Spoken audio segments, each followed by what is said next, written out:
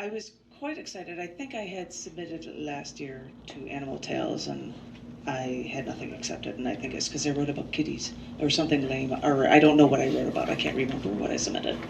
But I said I'm going to try to do things about different kinds of animals because, they probably don't get many, stories about whales and penguins submitted to them, so why don't I try?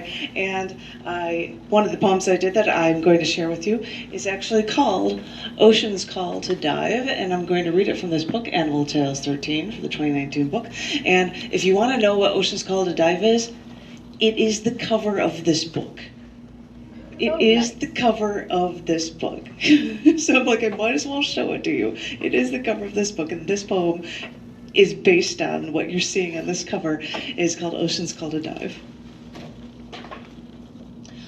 The gentoo penguins run down the mountains to the rocky edge overlooking the southern ocean. They get into a single file at the edge.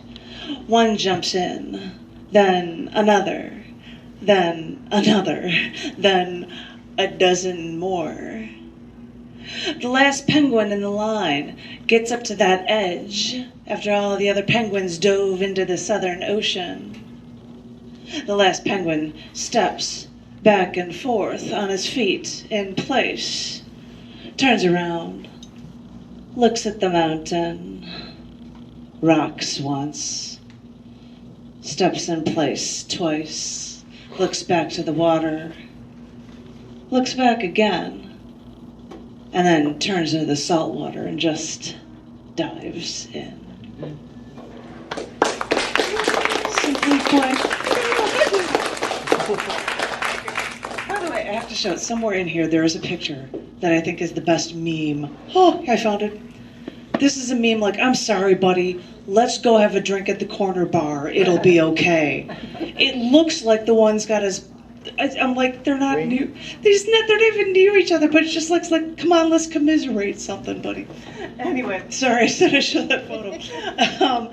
I said that I'd read something about Germany for you. And I wrote this poem on John's birthday over there.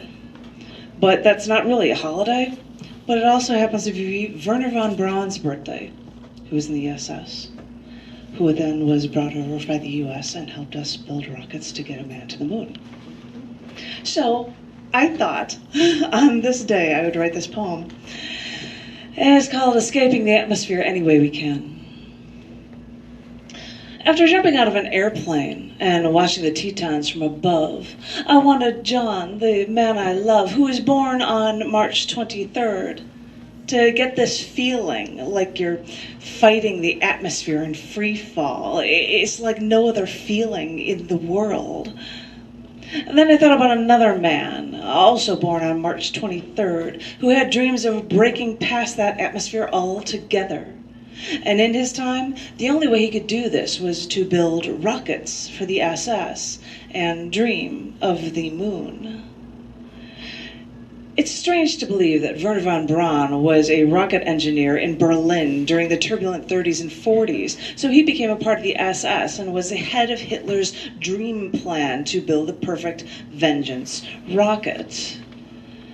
And from what I hear, von Braun did the work for Nazi Germany, but he also loftily talked about sending a rocket to the moon. Don't go around talking like that, I'm sure they say to him, and so he dreamed until the Nazi collapse. So the States swooped him up in the budding Cold War, and von Braun even met with President Kennedy to comment and dream, and that they worked on the then Saturn V rocket and Apollo manned missions to the moon.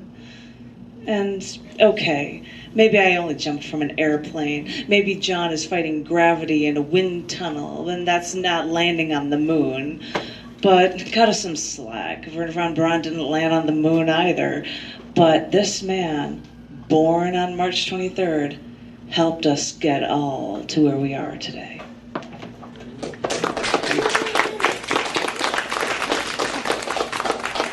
Sounds like I have to clap. That was on my birthday. This one is a poem that was from my Pharaoh Memes book. And I said, I don't want a picture of me, so I thought I'd take my kindergarten picture and my class school picture. It seemed to stop looking at my mug. I'll show you as me as a kid. This is a poem called Learning How Love Lasts. On Valentine's Day, 4 days before their wedding date, as only a little girl, I would see that box of chocolates Dad brought for Mom. Thinking about it then and now, I thought that this was just a box of generic holiday attempts at affection. Years later, as I finally compiled my family tree, now centuries old, I'd find occasional old photos of my mom and dad, wedding photos, black and white photos, posing with friends, photos of them on a cruise, even meeting Rod Serling back when his TV show The Twilight Zone was at its peak. Once I was grown, moving on my own, I asked my mother if I could have some of her old cocktail dresses that she wore over the years with Dad. Absolutely gorgeous little black dresses that you could see models wear back in the day on the runway.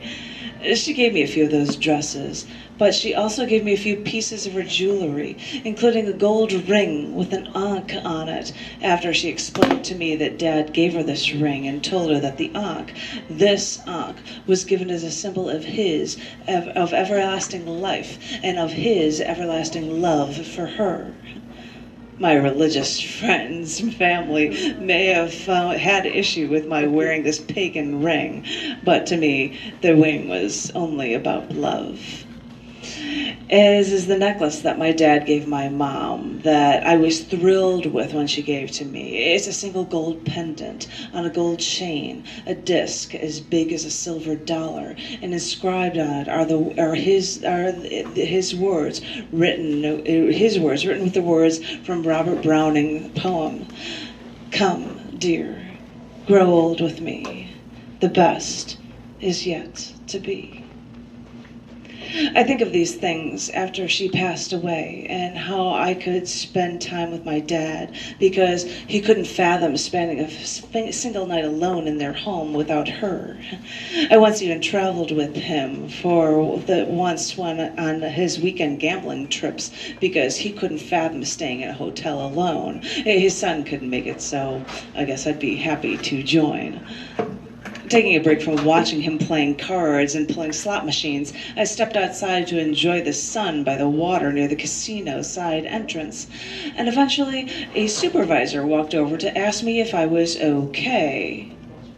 I realized that she was concerned that I might be feeling suicidal, standing here alone near the water below instead of gambling, because I may have just lost everything. It was a sweet concern from the casino, as well as a good effort to cover the casino's bases, but there was no need to worry. Not now. I wasn't gambling. I'm just here to make my dad feel better, because his one love is no longer with him. I couldn't be with Dad when he passed away, but I was told that as he was approaching the end, his last words he said was that he couldn't wait to see her again. I just hope that thought, seeing her again, put him at peace when he closed his eyes that final time.